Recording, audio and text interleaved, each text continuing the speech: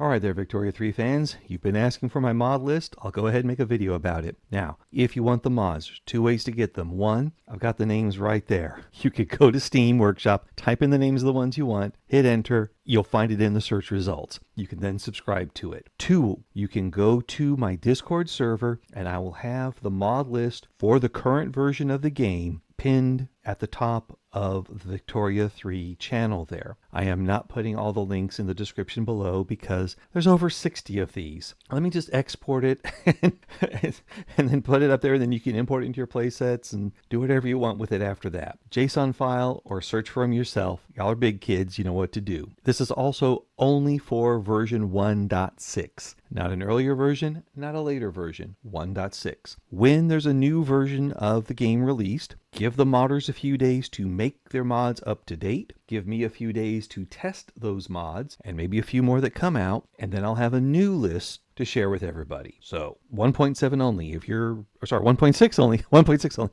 If you're watching this at version 1.7 or later, get out of here. This is not the one for you. Come by the channel and see the later version. But for those playing 1.6, let's talk about Performance Overhaul. Fantastic mod. It will do things to help accumulate populations and squinch them all together, and that means less math for the PC, better performance in the long run. What this will do is it tweaks with discrimination, schools, and mortality when there is turmoil to help reduce numbers overall. It will also do more aggressive merging. I've got a different mod for even more aggressive merging that comes towards the end of this. But this is a very good one to start with. Performance Overhaul. Next mod on my list, paper map all the way. I don't want anything to distract me from my clean map. I like looking at the solid colors. I don't need topographical information. I don't need water. I need to see where the lines of the countries are. I need to see what color they are and where the front lines are and where the boats are. And I'm good. I'm done there. I don't need anything else. Paper map all the way. And I'm going to use less GPU this way. Speaking of less GPU, clear sky. What do I need clouds for? No. If I want to see clouds in a game, I'll play a game that has real to life, like American Truck Simulator or City Skylines or Baldur's Gate 3. Love the clouds in Baldur's Gate 3. It's supposed to get Rosie Moore and Monastery, but for Pete's sake, I'm trying to do economics here. I'm trying to run a country. Why are you distracting me with clouds? Le nuage. No. So banish them, save my GPU, and enjoy the game more. Extra top bar information. Now, if I'm going to have to look at additional things on my map, let it be where it's informational. So I'll go all the way to the top corner there, and I can hover over everything, and I get more information out of it. Less clicking, more info. That's the way I want to live. Quality of life, extra top bar info. After that, famous infamy. All right, is this a cheat? No, let's talk about cheating for one thing. If you want to play a game a certain way, then you're not cheating, you're enjoying, okay? Now, if you're in a multiplayer game and you're using a mod to get an unfair advantage over the other players, that's cheating. If you are using this mod to help you enjoy the game as you play it by yourself, you're enjoying. With that, there's also choices made by the game designers and developers, thinking, well, historically we think this should have been the way things were. And I may disagree with that. I've got my own history to work with, and I can say, well, from what I know, it should be this other way. For example, the issue with infamy. Yes, it should be severe for conquering little parts of Europe because the Europeans were very upset when the borders of the Congress of Vienna were tweaked with, especially Germany. Shame on you, Germany, for tweaking with the Congress of Vienna. But Africa? Who cares? Asia? Run right over them. And if you rack up some infamy from doing some dastardly deeds there, let it mount up. So in this one here, you don't become infamous until you get to 50 infamy. That gives you a lot more room to do dastardly deeds. Add to it this next mod, Simply Less Infamy, which changes the decay rate from 5 per year to 10 per year. Now you can conquer twice as much Poland as you were conquering before. What this means is by increasing the amount before you become infamous and by increasing the amount at which infamy decays, the AI has a lot more room to work with. Setting the AI aggression on high makes for a very challenging game when the AI can burn through its infamy, recover, and then burn through some more. They will go after things. If you don't grab it first, a well-equipped AI will show up there before you do. I really enjoy that. It adds an element of race, of competition that is kind of missing in vanilla. Let the AI go ham on the map, and we've got that in there. But this goes with the other one. I had some other mods that really reduced infamy, like cut it in half. Okay, those were ones where I abused it. Sorry, and formed things I shouldn't have formed, and got really big in 1870, and thought, oh, I've done it again. I've broken the game. Now it's not fun for me anymore. I want to have a fun game that goes all the way to 1936. So that means I need to have good CPU usage all the way through. Let's be aggressive on putting those populations together, and then also things that keep my country from inflating too big relative to the rest of the world. I want them to be growing at roughly the same rate I am, so we have good, strong challenges all the way through. And I find this and the other mod that I mentioned with high aggression really work out well. So we've got those. Next mod is bankroll to subjects. All right. Normally you can't bankroll to your subjects, and that means you can't get the obligations from them that boost your rating, and you can't really get your rating past a certain amount easily. Bankroll to subjects allows you to get your ratings built up to where they're very nice, they're thankful for the money, they think you're so wonderful, they're more likely to let you reduce their autonomy and be one of the gang, one of your states. It's lovely. I like this because that's how I like to play. I like to incorporate. Then there's market shortages. Oh, actually, this is not a mod that I use right now. It's one I wish got updated, though. Look at the beautiful information there. Oh, it's so nice. But it breaks with the new outliner in 1.6. It works great to 1.5. If it can be made to work, I like it. But it was last touched October 13th, 2023. I don't know. Bye-bye. Okay, irregular nerf. This you still need. The problem we have in 1.5 and later is that the irregular forces are way too strong and allows for way too much force projection, and the countries with all these irregulars aren't losing the wars the way they should when you show up with your professional army. So, nerf them. Now, if you don't have a professional army, serves you right. Now, that's why you got conquered. You didn't have a professional army. You're using all these irregulars. Come on now. Next one is pop demand tweak. This tweaks the demand of the population. Like irregular nerf, the title explains what the mod is going to do. And I should say also the author is Ferrous, Ferrous. This guy has made a lot of really good mods. I favorited Ferrous because I use a lot of what he does. I don't use everything because there's some things where he says, all right, this is a mod that will do this thing. And I think, I don't know. That's not really a problem for me. I actually agree with the game on that one, so I don't want that. But he's got a lot of other things there that I think make better decisions for the way I want to play, the way I see history, and I agree with his calls, and I'll use a lot of his mods. Taylor is another one. We'll see some of Taylor's mods later. But those are two that I subscribe to that have consistently made strong mods and are currently active. So I know that when we have new versions of the game, they're going to update these mods and carry them forward. I've already had, within the year and a half the game's been out, modders that have made some things and then stopped updating them and now they're broken. I'm sorry, if there's an abandoned mod, it's abandoned and you got to move on. Hopefully somebody else picks it up, but oh well. But right now, Ferris and Taylor are doing a great job, and I like what they have here. This one, it says, makes it so more goods can be used for more things, and all consumer goods will always have some demand. Some people just want cake. Yeah, it's a nice thing. It will help increase demand for everything, and I like that. I just wanted to have more of that. Double incorporation speed. I don't like the vanilla incorporation speed choices. I don't think they're right. I like the faster ones. Now, there's one that'll do it in 2 years, no matter what. I don't need that one. There's some that'll do it instantly. I don't need that. I like it to be where instead of needing, 20 years or whatever to get a really way out state, 10 years works better for me. I'll go with that. I just feel it's better for me. It's how I play. But I like it faster. Better natural harbor. If you're wondering what this one does, it makes your natural harbors better.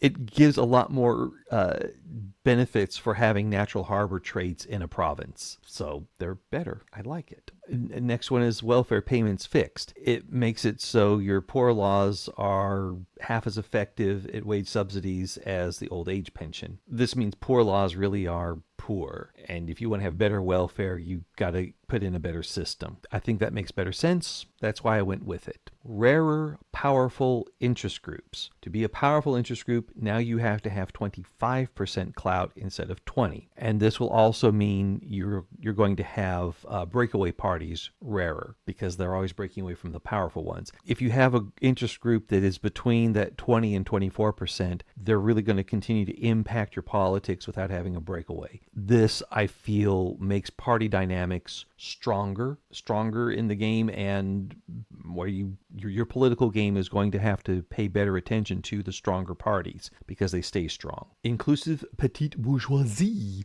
All right. Well, the petite bourgeoisie, I think, in the vanilla version are often way too small to have an impact on things, when really this is about the emergence of the middle class as a political and economic force within the industrialized world. They need to have more populations in their numbers. This allows that. This allows the petite bourgeoisie to become even stronger. And with the other one, with the rarer powerful interest groups, they get strong, they stay strong, and they stay pretty conservative. So if I've got a lot of liberal and socialist programs that I'm trying to push through, I've got this big counterweight in the petite bourgeoisie that is constantly working. It makes my political game much more difficult. With them weak, I just put in all the leftist stuff. There we go. Hey, we get all the bonuses for multiculturalism. All right. You put these guys in, and now, let's keep some racism for a little while so we don't have a huge rebellion on our hands, okay? We'll be gradualists. I hope that worked. Yeah, petite bourgeoisie being inclusive makes for, to me, a better political game. Violate sovereignty fixed. You can use this on decentralized nations, and if you have a loyal subject, it will be likely to accept your violation of sovereignty and not lead to a war. They'll say, oh yeah, sure, come on through. Kapow. You remember in Victoria 2 how you could get permission to move across another country? They'd give you the ability to transit and let your troops go through it. We don't have that really in Victoria 2. They either have to be one of your protectorates or more control or your own territory. You can't ask somebody for permission to let your troops march through. You had that with Violate Sovereignty. It was not worth it. Now this one makes it worth it. Thank you. Another great one from Ferris. Speaking of Ferris, Battle of the Alamo. I am from Texas. I like games in which Texas survives, in which it is a vital part of the patchwork of nations in North America. I don't play Texas. I just like seeing it there. When I play as Mexico, I like conquering Texas, and this will not impact a player game, but it makes Texas pretty strong. So when it's the computer playing Mexico and America and Texas has a very good chance of surviving. It doesn't always, but a very good chance, much better than in vanilla. And I like that. It's kind of like saying have Victoria 3 start in April of 1836. Guaranteed to Texas, because the war with Mexico was over by then. Borders were still in dispute, but that's for another discussion. Let me lead. You have a king who's part of an interest group. Why not have the king take over leadership of the interest group? Oh, then the previous leader can be an agitator. There we go. That's nice. Then the previous leader is agitating for stuff that interest group wants. And because the king is in charge, it means that stuff is more likely to pass. Wow. It just makes sense. U.S. two-party fixed.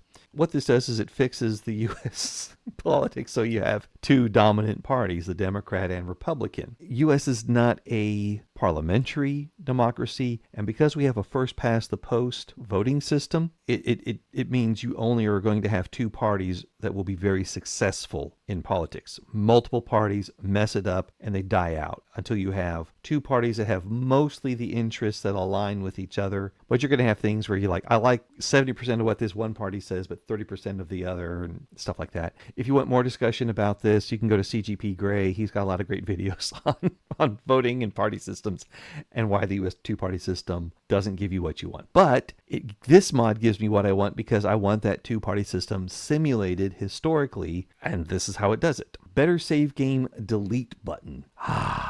quality of life here. We can now delete games much more easily. It only takes 2 clicks, or a click and an enter, click and enter, click and enter, rather than the 3 clicks from before. This is much better. Construction site scale down. Now this one makes it to where each level of construction that you buy in a particular province uses fewer resources. And that makes it where a smaller country can actually buy a construction site and not go bankrupt because it's able to help build more stuff more cheaply.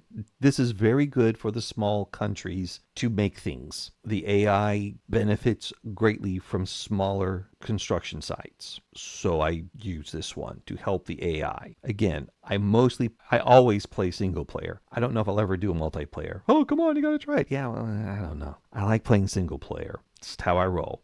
I like to hit pause a lot and think, and that makes the multiplayer guys very angry. And if it's going too fast, and as a game of reflexes, I don't do well because I've got poor motor skills. It's the nervous system I'm working with, and I need to pause a lot. So I need things that are going to help out my single player game a lot. But I bet this would help in multiplayer if you want a stronger AI to go against. Use this. Military production method AI fix. The military will not upgrade its army very nicely, so you need this to fix that. It's just a quick code patch.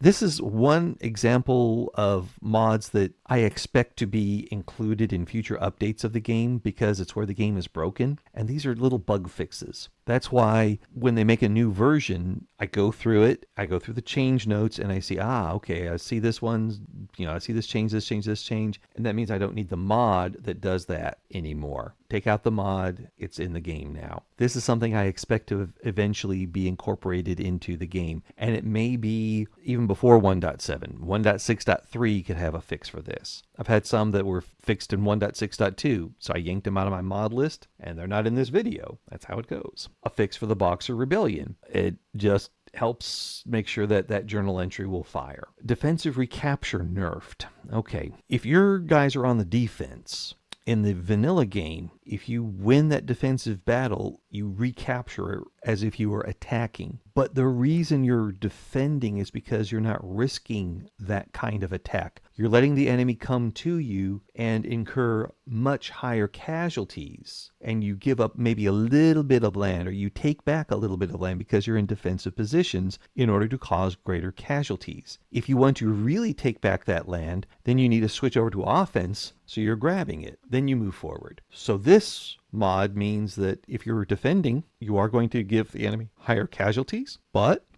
you're not going to take back land as fast as if you were attacking. You want to take land, you go on the offensive, you launch a naval assault, whatever. You want to wear the enemy down and hope that their casualties are so high that they quit the war, stay on the defense, and hope that they never win battles. But this is good. This is good. I think it makes it more realistic militarily, especially during this time period when the military defense is getting so much stronger throughout the period. It just, defense is so much more effective by the end of this war, or by the end of this time period, than offense. The exception being when you get tanks or airplanes, then it kind of opens things up. Hence, Hearts of Iron 4. But for this game, this really makes it, I think, better for the defense. British Chartism means that the British interest groups at the start of the game are going to be constitutionalist instead of Republican. This should help minimize those rebellions in England to get rid of the king. I mean, come on, guys. Come on. This does a better job. The Raj fix. Just in case the British East India Company becomes a protectorate, it will no longer erroneously stop them from being a puppet due to the mutiny event chain. This allows the Raj to still happen. Enjoy it. Patriotic petite bourgeoisie will mean that the petite bourgeoisie will, their conservatism is very patriotic, and they will form their own party. They will participate in party politics. They're going to swing to the right, and this helps them keep that way. No flu. All right. I wish the pandemics worked in Victoria 3. I really wish the influenza epidemic could be resolved because I like the idea of having this disease sweeping the world and we're at a loss to figure out how to resolve it. But eventually we do. It's not yet where we eventually we do. That is broken. Once you get the pandemic, it stays there. And there's some events that can actually trigger a pandemic early in the game. And you're going, oh my gosh, it'll ruin your game. This fixes it. And the benefit is that this will also, if you put it in later on in the game and you have a flu going, it'll shut it down. Shut it down. Until the flu gets fixed, keep this mod in play. Until then, sweet, sweet, sweet victory. When your general wins battles, they should become more popular. This was always a thing during this time period. General Sheridan in the Union Army in the Civil War actually had a songwriter on his staff. Every time he fought a battle, his songwriter wrote a song, made sheet music for it, sent it back up to a publisher, and it went out across the nation as, here's the sheet music for Sheridan's latest victory. That actually drove the Republican Party election to where they could win in 1864. It was largely due to Sheridan's hit song based on him hyping up his battles. And there were some really odd battles that, or there weren't even battles, they were just burning down barns, but the songwriter made it into a battle and it made a hit. Anyway, it gets you popularity from winning battles. This is a good thing. Generals should be popular if they're winning, I think. Better decrees. All right, that's my man Taylor here. Like Ferris, Taylor makes mods where the title says about what it is they're going to do. Makes your decrees better. They're cheaper and there's more of them. I really enjoy that because if each decree costing 100 authority points, it was like, come on, guys. The juice ain't worth the squeeze most of the time. And I would put in one of these decrees if I had to. Like, oh no, I've got the silk plague. All right, I'll get the encourage agriculture going once we discover the cure. Wait for a year. Great. Now get rid of those decrees and start taxing again. Or suppressing a political party. I love suppressing political parties. That's awesome. But yeah, the decrees, they were useless. But make them cheaper and add in this other mod, law and authority, and suddenly decrees are back in the game. Law and authority means as you increase your level of institution in things like regulations or policing or home affairs, you're going to get more authority out of that. It makes sense. If you have a very large police force or you have a lot of regulations, you have a lot of authority. And that translates into more political authority points for buying those decrees that are now cheaper from the other mod Taylor made. Better decrees. These work very well together. And by giving me more options or taking things that formerly I thought, who cares, and putting them on the table and making them where they're now options, I want to play with them now. I want to get going with it. Is it realistic? I think so. At no point in history did anybody say, oh my gosh, we're out of authority points. We can't put that decree into effect. Now, they would have to have situations where they didn't have enough administrators to handle it, but generally governments could do what they wanted to do. This gives them the wherewithal. If you have a strong government, this gives you the ability. If you have weak government with weak institutions, you're not going to be able to express that authority. Limited government comes at a cost, and huge government comes at a cost. It's just a different one. But I like this one with the other one, better decrees. They go together. Thank you, Taylor. Governance from above gives you the capability to tell your protectorates, dominions, or puppets to take some money and build with it. You get this develop option. Now, develop is different from bankrolling. Bankrolling is you're spending money to improve the relationship with that other country. It's a high amount. You can get the obligations out of it to boost those relationships even further. This is a smaller amount of money, and it's intended to go indefinitely. Your intention is, yes, you're going to build relationships with it. This will boost relationship, I think, up to 80, but it'll go more slowly. But the idea being that you don't care. You want to keep this protectorate, dominion, puppet as such, but you want them to be able to build things out. Think of a colonial government, like you've got Niger Company or you've got your Congo Company, and you want them to build out those natural resources faster. Use this to start developing those countries, and then they will prosper all the more. I really like this one. Will we need it in 1.7? I don't know. I don't think we will, because I think we're going to have a lot more options as far as investing in other countries, especially protectorates and dominions and things like that. But we're not at 1.7. And in 1.6 and earlier, you need this. Know when to fold them.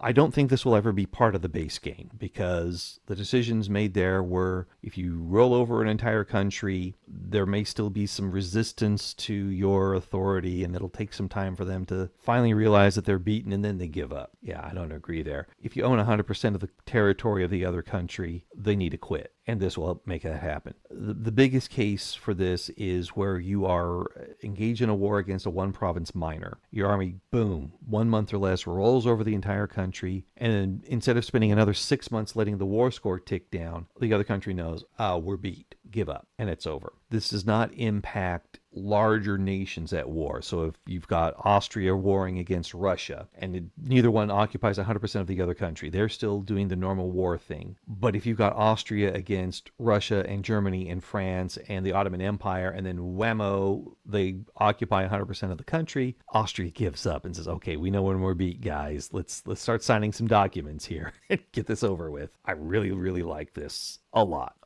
With 1.6 making the colonial wars to where the colonizing nation is no longer the aggressor, this isn't needed as much because you can still start other things even though you've got this little brush fire war in the Sahara. But it's also, I just think it's nice to have for those smaller wars so they're over faster and they don't step on you from being able to rapidly expand in an area. Put another way, this allows you to really knock out those African countries and complete the journal entry for the scramble for Africa, because you may be limited on infamy, but you're not limited on time as much when you're taking these little 1 or 2 province countries out. This is a good one. Sink and stay sunk. The decision here is that instead of your fleet coming back out into duty when it gets 50% repaired, it needs to get 90% repaired before it goes back out. This makes having a decisive fleet much more important. If you have let's say we have a really large fleet and a really small fleet, and the really large fleet's trying to do a naval invasion. Really small fleet comes out, it's contested, delays the invasion, goes back and is getting repaired as the invasion is going underway, and then boop, comes back out, interrupts it. And it's just constantly harassing, and it's constantly getting repaired and constantly coming back, and you're going, guys, I know I blew up a lot of those boats. They don't just magically come back. This one makes it where if you have a decisive naval battle and this smaller fleet gets wiped out, it stays wiped out. And now this big fleet controls the waves. Yeah, rule Britannia or anybody else with wooden ships and iron men, or iron ships and wooden men, whatever it is that works for navies, this will make it better. This also means that as a player, I have to make sure I've got a big navy if I'm going to take on another major power with a big navy, or I want a bigger navy. So I have that decisive battle go out in my favor and I rule the waves. It also means you may want to have several big navies, so if one gets knocked out, you've got a few others that you can throw in there just to keep hammering at the enemy. Lots of options become available with sink and stay sunk that weren't available if you have the old vanilla rule. This helps my gameplay. Upgradable everything. Okay, I got this mostly for the naval part. I hate having monitors get researched and then you can't do anything with them, okay? Or I get torpedo boats, yay, and then I can't do anything with those. You want destroyers, you got to scrap all those and rebuild, or just make a brand new navy. Guys, no, I don't want to have to blow up my navy and then rebuild it. No, I'm going to get a new navy. What may work better is have a higher conversion cost. If you want monitors to become destroyers, don't have it be just poof, they're upgraded. Make a higher cost for it. Make a longer period to upgrade them. I could go with that. But for right now, this does the job. Now, it also means you can upgrade all of your artillery into heavy tanks and all of your cavalry into light tanks. It's up to you how you want to use this. You can do gamey things with it, or you can choose to move things around and maybe respect the fact that, yeah, you could upgrade everything, but just because you can doesn't mean you will. The AI will, because it opens it up for them. So it will make the AI tougher. If you want to hamper yourself and fight the AI with one hand tied behind your back for bragging rights, by all means, keep your artillery and your cavalry as they are and put them into territorial units and build out your tanks for your big guys. That's up to you. It's up to you. Also, tanks and airplanes at the end of the game, you may not have a lot of them because the factories that you need to make them are not always, easy to get built out. But anyway, I like upgradable everything because I spend more of the game going from monitors to destroyers than I do artillery to heavy tanks. U.S. Civil War fixed will fix the U.S. Civil War. It fixes the politics that go into getting the war started.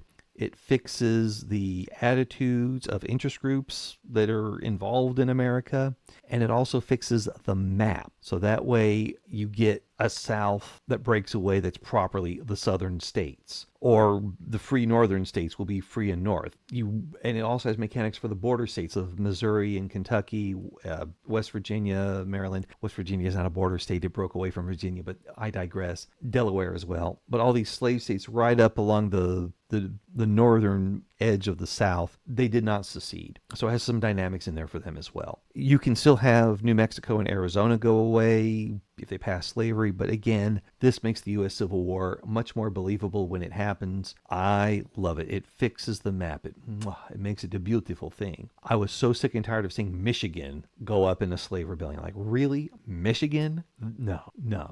Along with that one, the Dixie reincorporation fix makes it to where it's much easier to complete the journal entry for reincorporating Dixie. It just does. And again, it's one of those mods that everything it does is in the title. Why do I like these mods instead of the ones that do big honking changes? Like, for example, improve Southern Europe traits. This may be part of another larger mod set, but I like the smaller ones because they're only going to make a change in a small area of the game, not the whole thing. It's sort of like in Star Wars where the Empire kept making these big old Death Stars and they kept getting blown up and you kept going like, what happened? The Death Star is like these, total conversion mods, and every time there's a new version get released, they blow up. It's not going to work because something changed and now they got to go find the patch, and then they get it back together again, and then another version releases and it blows up. What works well with those particular mods are when the game slows down its upgrade cycle. For example, with Victoria 2, once the last DLC was released,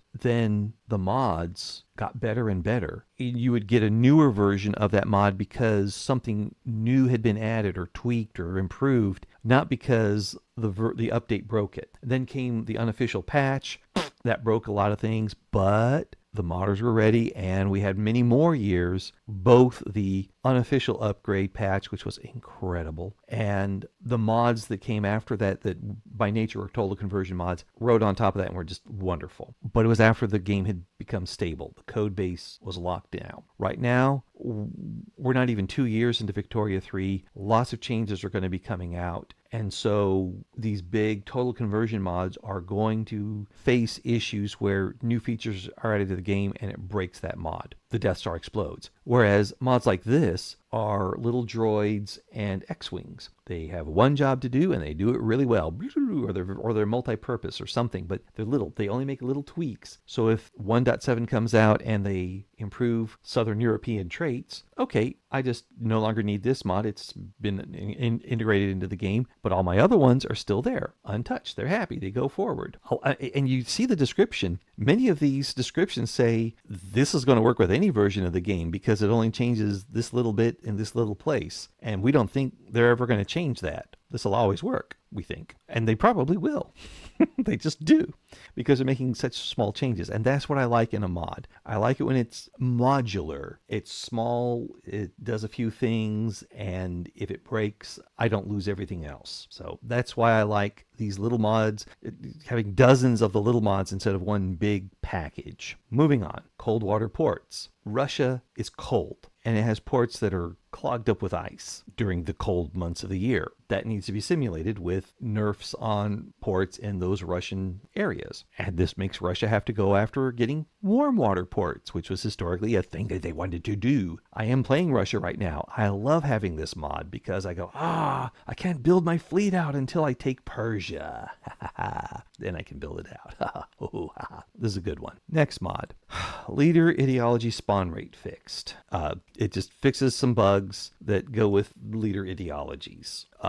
like for 10 months, Victoria 3 erroneously doesn't generate traditionalists unless France is dead. So this fixes some things. Will it be needed in future versions? It's one of those bugs that gets fixed. Probably 1.7 will have something for this, or even 1.6.3. I don't know, but this fixes some things. And when the game fixes it, I'll get rid of the mod. Until then, I'll keep it. Next one, military wages impact prestige from the Navy. When you boost your military wages, your Army benefits in vanilla. Your Navy is going, what? We get nothing? Now you help the Navy out too. That's nice. The whole military gets to benefit. That's a great thing. All right. Obliged autonomy. If you get an obligation against your overlord, now, instead of just owing the obligation, getting to move up, you have to use the obligation to move up. And then you have to get another obligation to eventually become independent. This is a nice thing. I don't play those guys, but I could do it, if I did. If I would have this to help me out. More informative panel tooltips. Like the guy says, wow, you hover over the thing on the right-hand side or the left-hand side of the game, and instead of it just hovering over it saying this is what the tooltip is, now you can actually get a little information so you don't have to click in there. Hovering to get information is so much better than clicking to get information. Just is. And this is so much better. Quality of life. I love these. Nahan's transportation overhaul.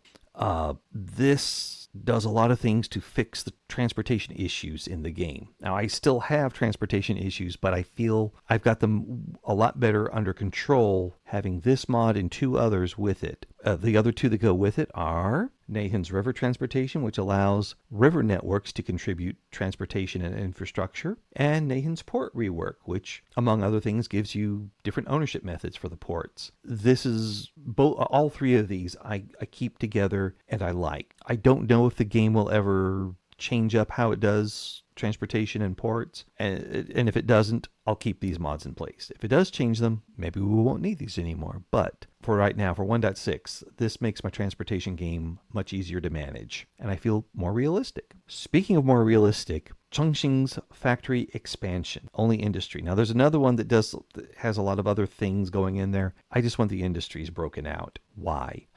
Okay, it's around 1873, whatever, and I've just discovered construction method number 3. And oh boy, let's convert to it. Well, you're going to need a lot more steel and glass. All right, I'm building my steel factories in anticipation of that, and I've got glass factories ready to go.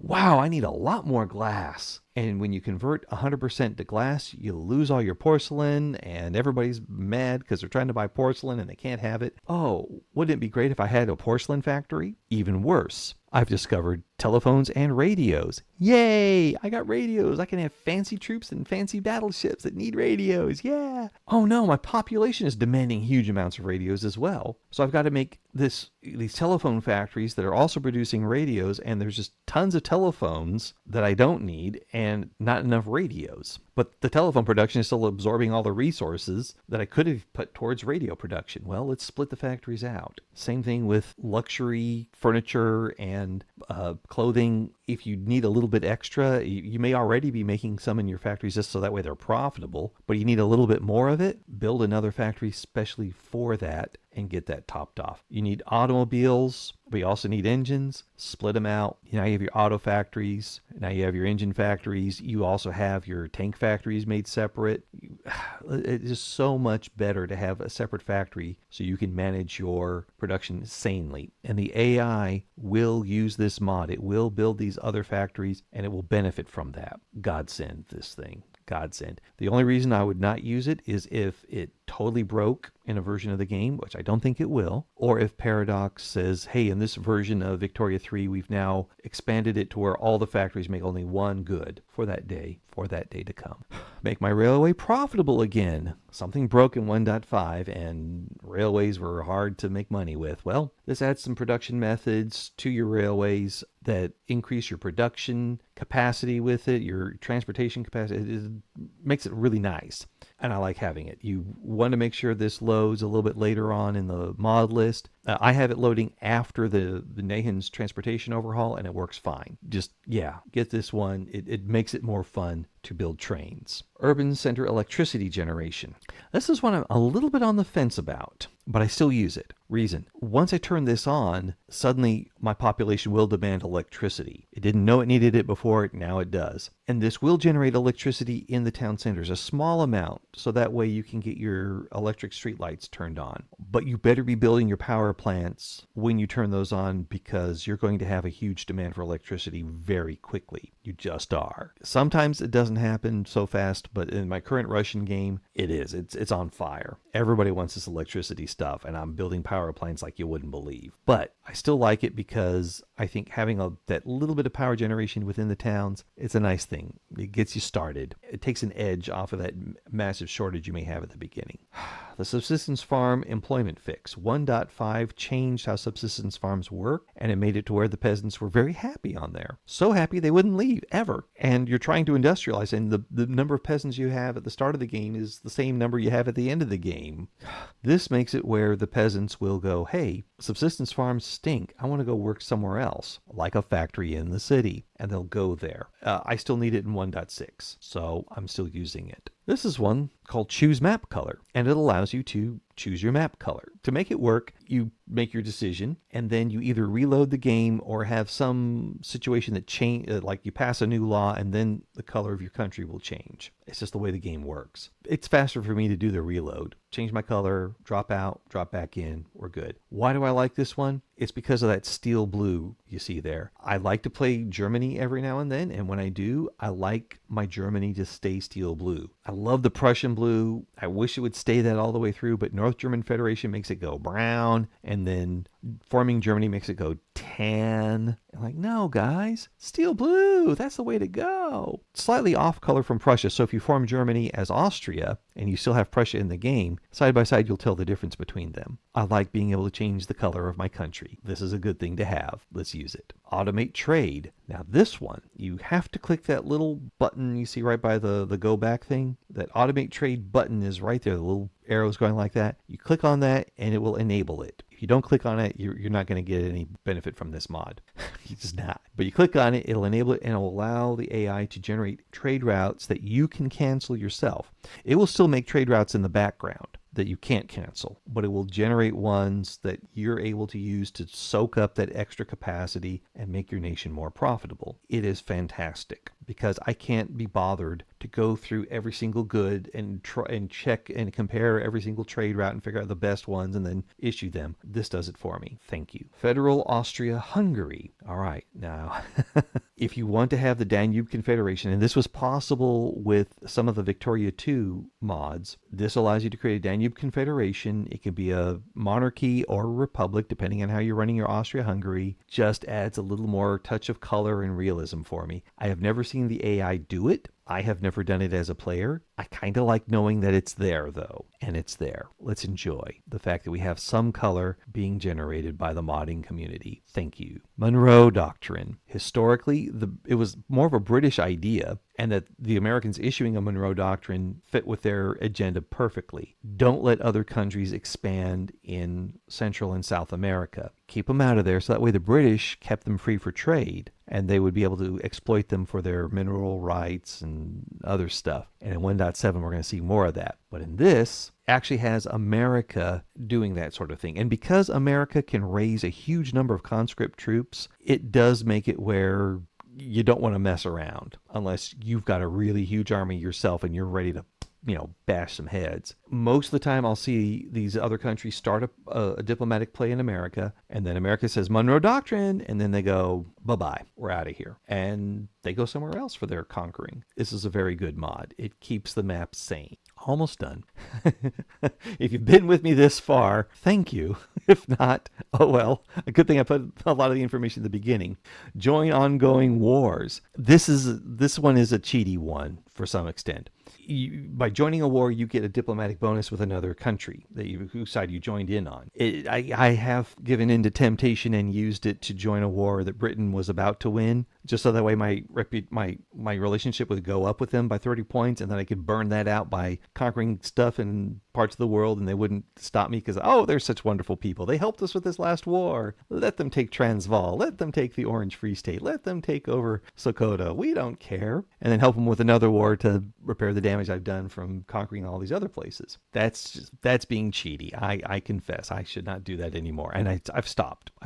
What this really lets you do is let's say you're a major power and you're watching two other major powers go at it, and one of them is about to win and win big in a way that would tilt the balance of power heavily in their favor, and you don't want that to happen. For example, let's say Austria is at war with Germany, and Germany is threatening to take over vast tracts of Austrian land. And you were busy doing something else as either Russia or France. And now that you're done with that distraction, you go back and, oh no, Austria's about to lose. And when they lose, they'll lose Bohemia, they'll lose Moravia, they'll lose Styria, they'll lose Tyrol, and then Germany forms Germany. I do not need that big Germany on my doorstep. It allows you as the player to jump in. The AI will not take advantage of this. It allows you as the player to jump in. You get the boost on relationships, and you have to have a good relationship with that other country to make it happen. But you get a boost on relationships, and you're able to fight in the war. You get no war goal other than make that other country lose. I think this would be really well placed in a multiplayer game. So that way, as multiplayers, you're going around and you think, oh, wow, I should have been involved in that war from the start. Missed my chance. But use this button and you jump in on a side and then you expand the conflict. Again, no war goals, but you are able to influence it. Think of it on the lines of the USA getting into World War I. It didn't want to take any territory. It just wanted the Kaiser to lose the war. But I like this. Less reactionary beliefs. Okay, in vanilla, you've got a ping pong effect where if you pass this law, then everybody says, yikes, we hate it. We want to pass this other law on the other side of the political spectrum. And you pass that one, and then everybody says, nope, go back the other way. And then eventually you get your way to the top by having, you pass this one rule, and then because people are in a revolution against it, you are able to pass the other one and work your way up the ladder that way. No. This makes it where you can either say that groups are just less reactionary, which I set most of mine on, or others are entrenched, where if they're not in power, they don't suggest these laws, but if they're in power, they push them hard. And that makes a difference from the vanilla way. This is one where you set the settings at the beginning of the game, and you got to kind of study it as you go through, how it's different from other games you've played. I wouldn't recommend it for somebody just starting out. But if you've played it and you've kind of felt like you don't like the ping pong effect, whatever you don't like about it, this allows you to tune it to where it's more how you feel it should be. History sometimes has a feel to it rather than fact, because you're making a game about it, and you want the game to feel right for you. This helps the game to feel right, but you got to be careful with the way you tune it. The first time you use it, go ahead and use the default settings and play it, and then after you've gone in about 60 years, go, okay, I see how it is. Let me come back and try some other settings. Power plant not local. As the title says, the power plant is something that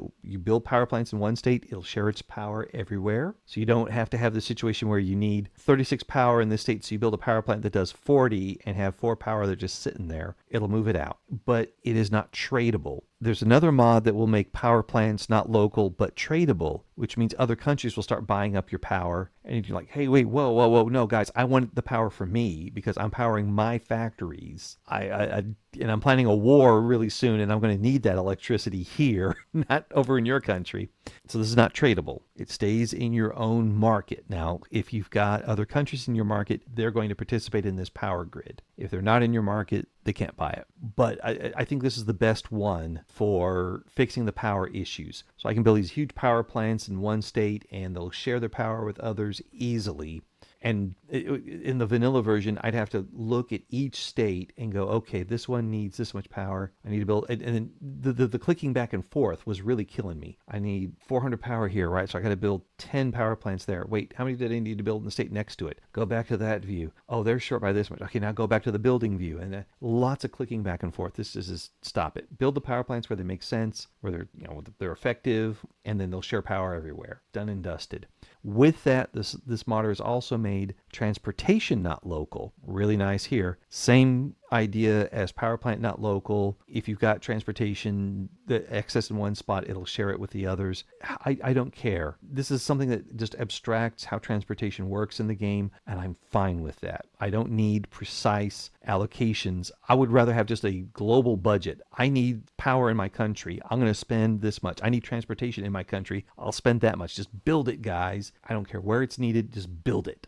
And do I have enough in my country? Great. Do I not have enough? Spend more. Do I have too much? Stop spending. I don't need to go province by province. competitive AI economy. I think this is the best one for fixing the AI on how it builds and how it trades. This is it. I've tried a lot of other ones. This is the one that I say works the best. How do I know? Because I've tried the other ones and been going, oh my gosh, this is just killing me at the end of the game. I've gotten through numerous games with this guy in place, and compared to vanilla and compared to other AI changes, I am not groaning at the end of the game about how horribly imbalanced things are. The AI builds a lot more intelligently with this one. There's still some problems, but a lot of them are fixed with this. So I like this one here. More competitive AI. You've got all the other AIs out there. If you think you got a better one, let me know. And if I've already tried it, I'll say, no, I don't like it. If I haven't tried it, I might consider, but then I have to give up on this one. I don't know. You have to tell me a really good story about it. Later African colonization. Make quinine a level 3 tech, and instead of Africa being pretty much taken over by 1865, it doesn't start until about 1875. This is a game changer. This should be in the base game. Quinine should be a level 3 tech, or colonization should be based on having quinine and machine guns and steamships. All three of those have to be in play for you to conquer Africa, for you to colonize Africa. And that will make sure that you don't have these early map painting sessions that exist in vanilla, which are totally unhistorical. One of my biggest beefs with EU4 is how you, as a medieval to Renaissance to early modern European nation, can take over huge parts of Africa that were just death traps for Europeans because of the malaria or other diseases there. But you just stomp on through and go, just because I can, I guess I will. And then you go into Victoria 2 with that, or Victoria 3 with that game conversion, and you have these unrealistic empires. Africa was hands off because of problems, and this keeps it hands off until the Europeans had the technology they needed to go in there. This makes it much more historically plausible and realistic. Names of nations. Nice touch here. It gives the full name. So instead of it saying Austria or Russia on the map, now it's Empire of Austria, Empire of Russia. You can toggle whether you want the full name of the United Kingdom of Great Britain, Ireland, and Scotland, or whatever it is, or just say the United Kingdom. But if another United Kingdom forms somewhere else, then it will expand them so you have a differentiation. It just adds a nice layer of flavor to have the Khedivate of Egypt rather than just Egypt. It doesn't affect any choices or anything else in the game. It just affects the way the names appear, and it makes it feel more historical. I just like that. So, names of nations, fix them. Loyal subjects always accept demands. Don't you hate it when you've had this loyal subject for 10 years, 15 years, whatever, and you've got them to where they're a puppet, and you've been just doting on them, and you think, it's time you joined my country. I think we got a thing, and you've been so loyal, you should join me, and you click the annex subject, and then suddenly, war. Really? They're loyal. They want to be part of my country. War happens. Not anymore. Loyal subject will accept your demand. If they're not loyal, and you click annex subject, you get the war. So, there may be cases where you can't make your subject more loyal, and you say, you know what, you're going to be in my country anyway.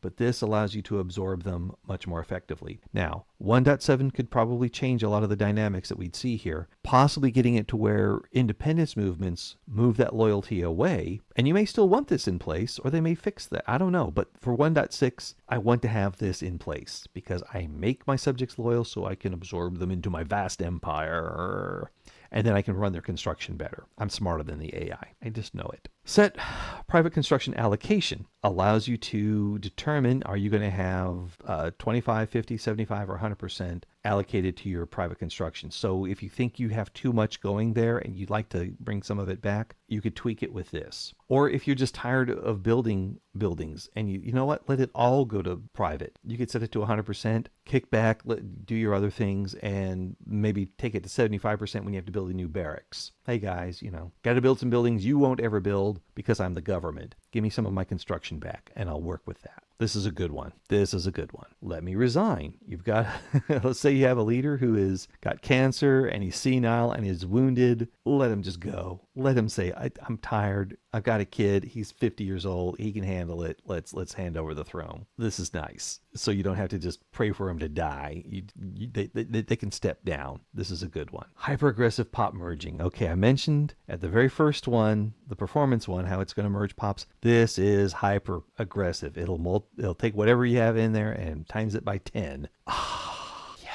It's fantastic. It makes the late game play much faster, so you can get to you can get to 1936 and have more of your brain cells. You want this one. Glitterhoof's cheat menu. All right, it says cheat in the title, but sometimes the AI is frustrating you because it's not giving you a historical result. When I have that hit my game and I go, oh my gosh, this is just, I can use this to fix a lot of things. So what I'll do is I'll save it, drop out, activate this mod, jump in, make the change, and then save it, drop this mod so I'm not tempted to use it again, and then just keep playing. Turning it on does break achievements. Even if you have achievements enabled, it'll break them. I can live with that. I've got a lot of achievements already. I don't need to use this a lot, but it's just every now and then it's like, oh my gosh, and I can go fix something. I use them rarely, but you want to have a good cheat menu just in case you got to fix a game. Don't use it in multiplayer. That's bad. Use it in your own single player when it helps you enjoy the game more, when it helps you get a result that's closer to history. Sometimes I call using the cheats writing a mod on the fly. You know what? What's happening there isn't happening in my game. No, I have something else happening. Let me fix that. And there we go. The last one is technology's expansion. I used to keep this in my game, but I don't anymore because I'm getting to the end of the game and I'm not getting to where I need to have these to research. I still have other texts yet to go. I think they've done something to nerf the technology research speed to where it's not as fast. So yeah, I'm cool with that. If I get to a point where I've researched all the texts and it's 1918, like it happened a couple of versions ago, I'll fire this one up again because it allows you to just keep researching.